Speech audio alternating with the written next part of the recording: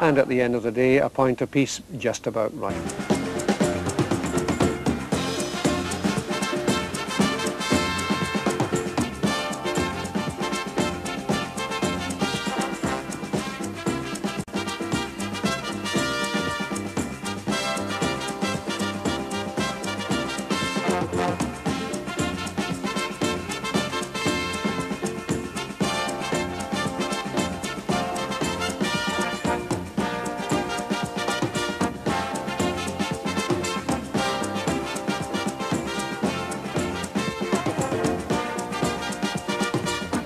Hello, good evening and a warm welcome to this special European edition of Scotsport. We've spread our net far and wide tonight to bring you action from Russia, Romania, Portugal, Italy and Wales. We follow Celtic's brave bid to overcome the powerful Dinámo Kiev. We've Derek Ferguson's sensational goal for Rangers against Boavista, and I just returned to Scotland with the story of Dundee United's mature performance against Craiova. Later on in the programme, we'll be taking a look at two of Europe's elite, Juventus and Real Madrid, who met tonight in the European Cup in Turin, with the Spanish champions one up. And also the only other European match being played in Britain tonight, Wrexham against Real Zaragoza of Spain. Whatever you do, don't miss that one.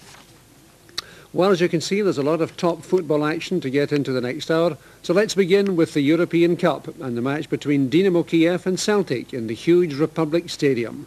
1-1 from the first leg, and the Scottish champions well aware that the home side had lost just once at home in 21 years in Europe. Jock Brown describes the play. So perhaps the toughest task to face Celtic in Europe for many, many years. Playing against the Russian champions in front of a vast crowd inside the Republic Stadium. Celtic playing in their change strips of yellow tops and green shorts, the Russians in all white. And fortunately for Celtic perhaps is the fact that there's a running track around the playing pitch, which means that the crowd is some distance away from the Celtic players. So there are two significant changes in the Kiev lineup. They brought back their centre half and captain Sergei Bалтача, although he's left the captaincy for the moment with Demьяненко, the number 5. And up front they've brought back Oleg Blochin, perhaps the most famous player in Russia over the past decade or so. And that will make a significant difference up front for the Russians. And to counter that, Celtic have Danny Macgrey at right back. A packed midfield with just two men up front, Johnston and Magee, who will be augmented of course by Brian McClare whenever the occasion permits.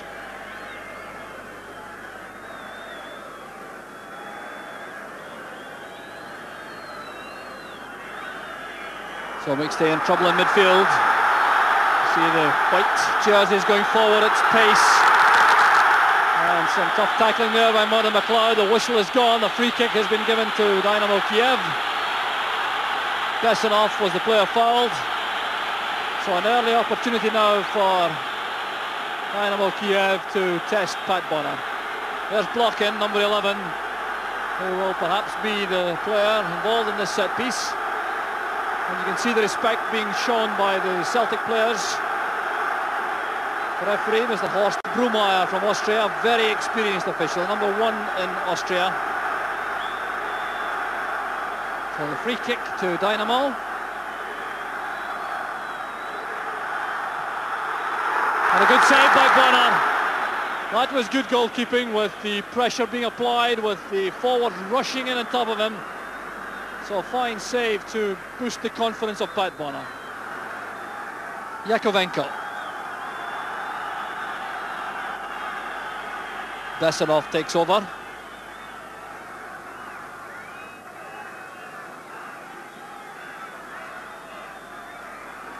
Some good running by the Russians as they come forward. Interchanging positions very rapidly indeed. There's Bessonov again. Good challenge initially by Aiken, scrambling the ball free. Still the problem is there for Celtic. And superb handling once again by Pat Bonnor. Magnificent play by the Celtic goalkeeper as this ball was thundered in from the left, again with players closing in very rapidly indeed. What a fine piece of goalkeeping.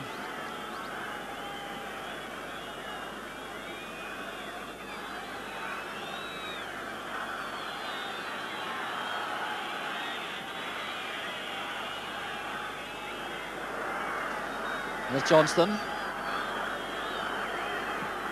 White playing it forward in the air. The challenge provided by Maggi. Now here's Mo Johnston running at Balj. Good play by Johnston.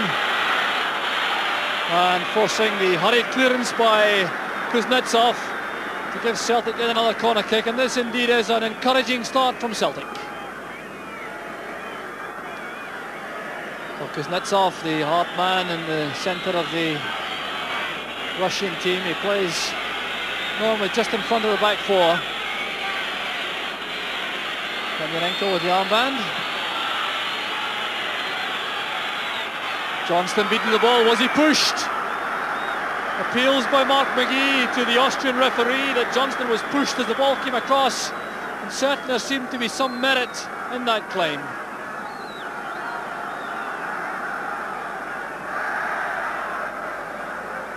Bessonov playing it forward, and some good defending again by White. So there's Evtushenko becoming involved, the first time in the match, the Dinamo Kiev number 10 on the right side of midfield, but now switched play to the left. Free kick on the edge of the box, no question about that. Derek White. It was Bessonov who was sprinting through, and that was Russian play at its best. Bessonov racing past Derek White, and the young defender pulls him down.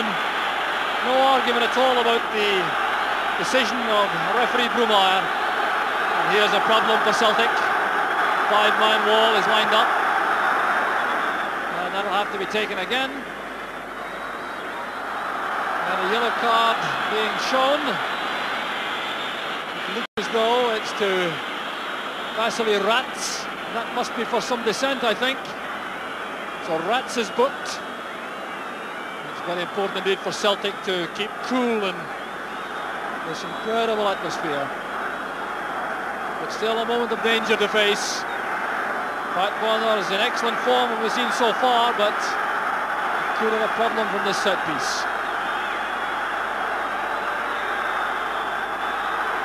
The wall is back to full 10 yards. And it's there, Bonnor couldn't reach it. Blocking has done it for Dynamo Kiev. A magnificent free kick. Over the wall, Bonnor couldn't reach it. And that is a free kick of the highest class from Oleg Blochin. 35 years old today and celebrating in the best possible style. And what a disaster that was for Celtic.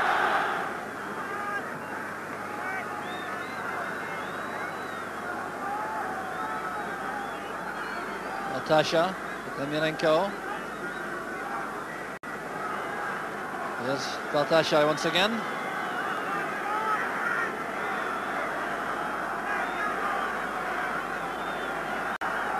Kuznetsov, Yakovenko. Losing possession now to Paul McStay for Celtic. McStay going all the way himself. And not a bad effort from the Celtic midfield player.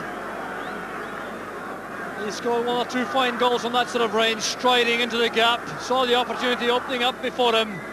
Went forward, hit that with lots of power, but just about a couple of feet too high. There's Bessonov. Back to Kuznetsov. On the far side, Demьyanenko. Bалтacha. Kuznetsov again. Bалтacha remains a spare man at the back at all times, allowing Kuznetsov to go forward and link up in midfield. And confident handling again by Bonnor. The Celtic defence doing well, forcing the shot from long range from Bessonov.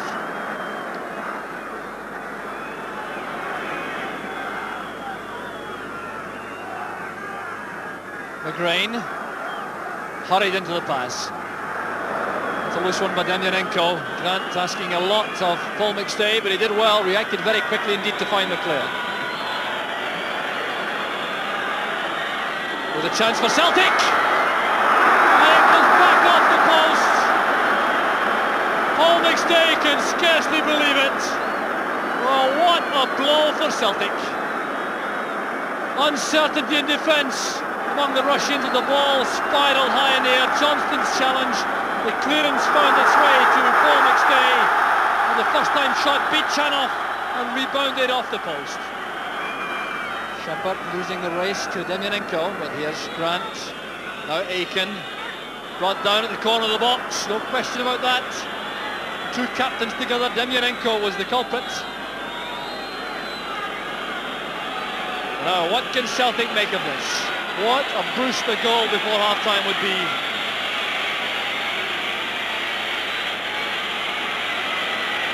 McStay and McLeod over the ball. Aiken has stayed right up in the thick of things.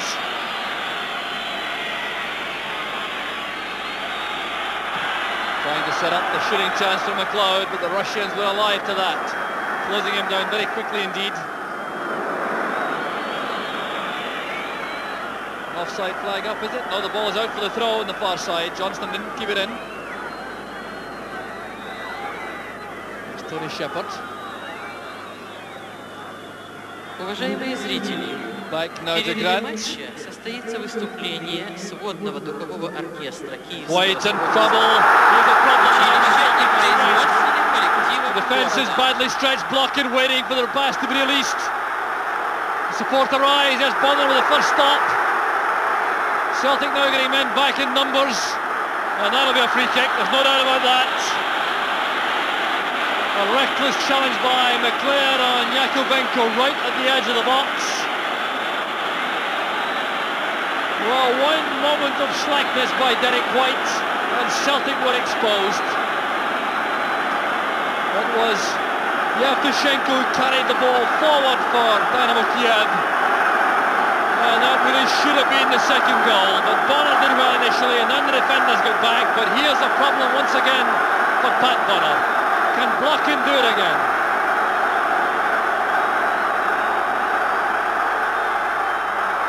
Well, left that one to Yakovenko, and thankfully for Celtic, his accuracy wasn't as good as his more illustrious colleague.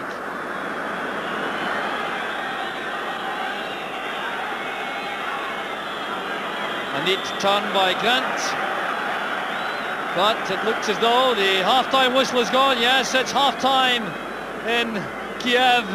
Celtic trailing by 1-0, and the goal won to savour. The set piece from outside the box. Oleg Blochin took the kick left-footed, bent it over the wall beyond Pat Bonnell. A superb goal, but Celtic acquitting themselves very well indeed. Hopes by no means dead. The half-time score in Kiev, Dynamo Kiev 1, Celtic 0. So Dynamo Kiev get the second half underway. Lead by a goal to 0 on the night and 2-1 in aggregate. Celtic facing the task of finding the net twice to qualify for the third round of the European Cup, and they certainly played well enough in that first half to give some hopes to their supporters. The very small contingent here in Kiev.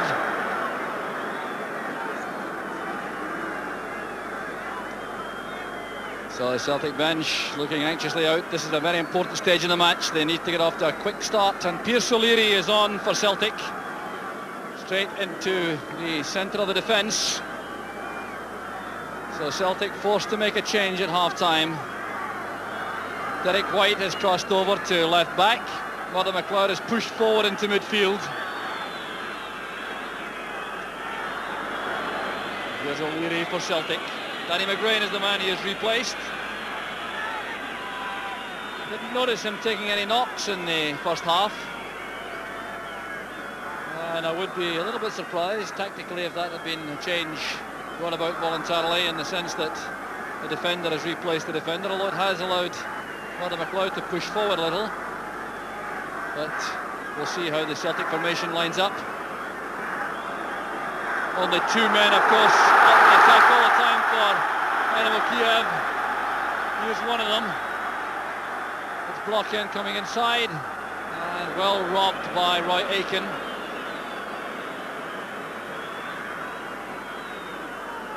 There's McLeod. McLeod driving forward again. Celtic not hoping to get him into some shooting positions. He has possession once more for Celtic. Here's Brian McClure, he's onside. And there's the equaliser! Mark Maggi makes it one apiece. And that was a marvellous goal from Celtic. Well, what a start to the second half.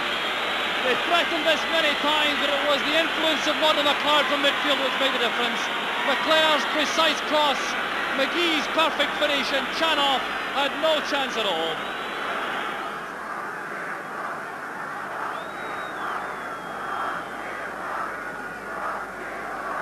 Bалтача once again. Sweeper for Diнамо Kiev. That's good play. Here's Yakovenko. Trying to get past Derek White. Good twisting and turning, but still White sticks to his task. And that should give the Celtic defence enough time to get back. And it's Bonnell once again. Well, what a match he's having tonight for Celtic. A good build-up on the right, Yakovenko getting across, the shot came in from Belanoff, and Bonnell was quickly down to his left. There's Mark Maggi. Yakovenko making a challenge, and then taking possession from Bалтача. That's a fine pass, Bonnell is out. And superb goalkeeping once again. Celtic defence was split, but Bonnell coming out and chesting it to safety. Liri to Roy Aitken.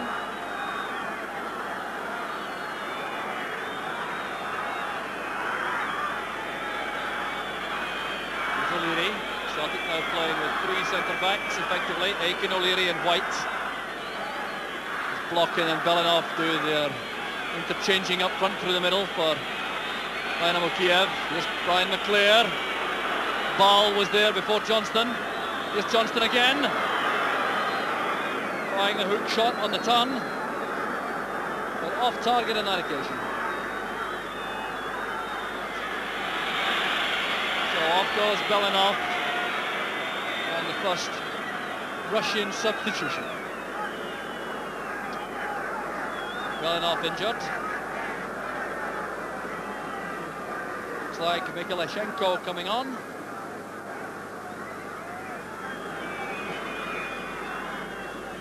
Good turn by Maggi, he's knocked down by Kuznetsov. Well, he's quite cynical, is Oleg Kuznetsov. Certainly not guilty of taking too many prisoners. Maggi recovers, but his progress in that very dangerous position has been halted. And now the Russians have all the defenders back to face the free kick, which will be taken, I think, by Paul McStay. Chanov not entirely happy with his defence's positioning. There's Paul McStay. Fine ball. Celtic players queuing up at the far post, trying to get a clear strike at the ball. Model McLeod forcing it forward. Balj thumped it out. Yakovenko got it clear in at the end for Diнамо Kiev. There he goes forward again. Closed down well by Tony Shepard. That's a great pass from Shepard to McLeod. White inside.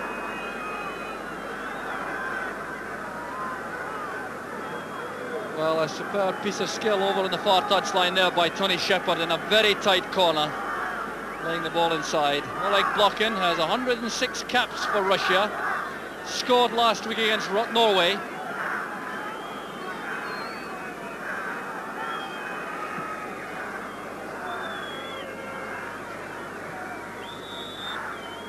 So foul on Tony Shepard. Free kick to Celtic. 20 minutes of the match left, still one each in the Republic Stadium, two each on aggregate, and extra time now staring both these sides in the face, and that would represent a marvellous performance on its own for Celtic.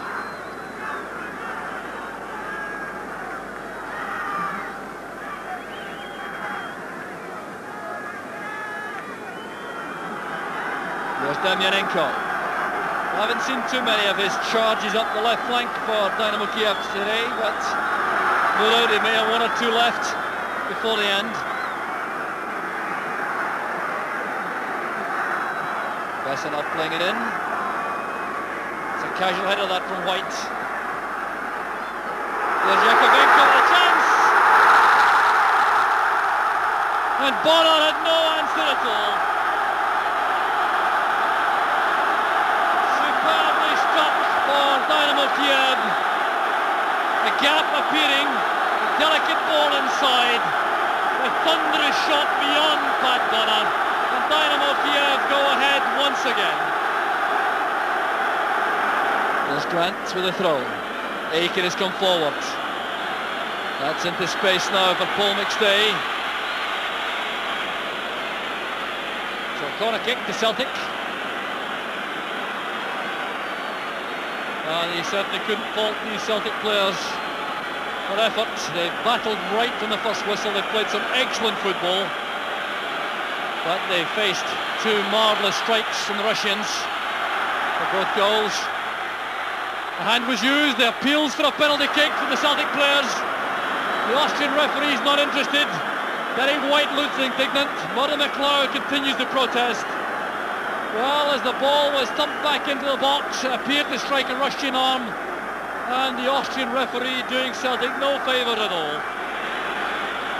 There's an opportunity now for Celtic. Smith McClare. Two men coming to meet him. One of them was Rats.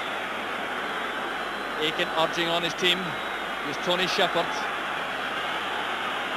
Back to O'Leary.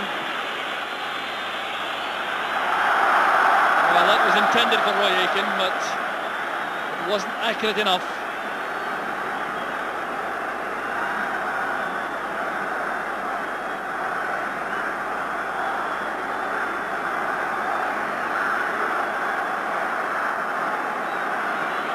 Aiken playing it in. Chance for Johnston. Just about his first glimpse of goal in the match, shaking off Bалтача, and he holds his head now, Mo Johnston. It was a very difficult half chance he had, but that's the kind he frequently puts away.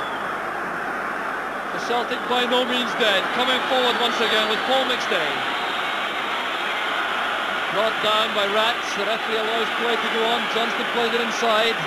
Grant helps it on to the far side to White. Here's Murdo McLeod heading for the byline. And that's well taken by Chanov. Fine goalkeeping. But certainly a grandstand finish now from Celtic. Can they make the breakthrough?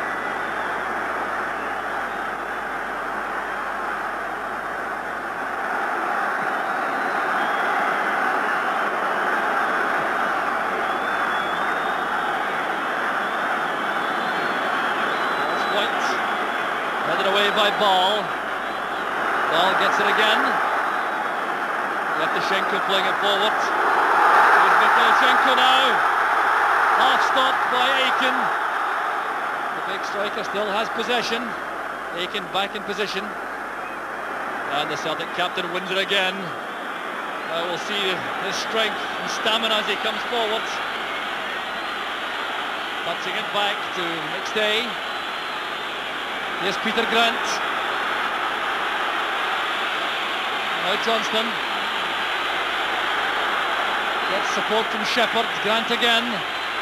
Scrambled away towards Shepherd once more. That's given away. It was intended for McStay. Mihайличенko, the fresh pair of legs up front for Dinámo Kiev, now stretching the Celtic defence. Chance for the third, they should clinch it. Евтушенко set up by Blocking. And that buries the Celtic hopes. Евтушенko, the man who scored in the first leg at Celtic Park, cashes in on the vacant space in the Celtic defence, and that makes it 3-1 to Dinámo Kiev.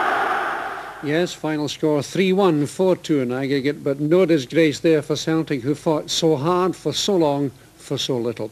And I have the feeling that whoever beats Dinámo Kiev will win the European Cup. And that match from Russia takes us to our first break. Jonathan start.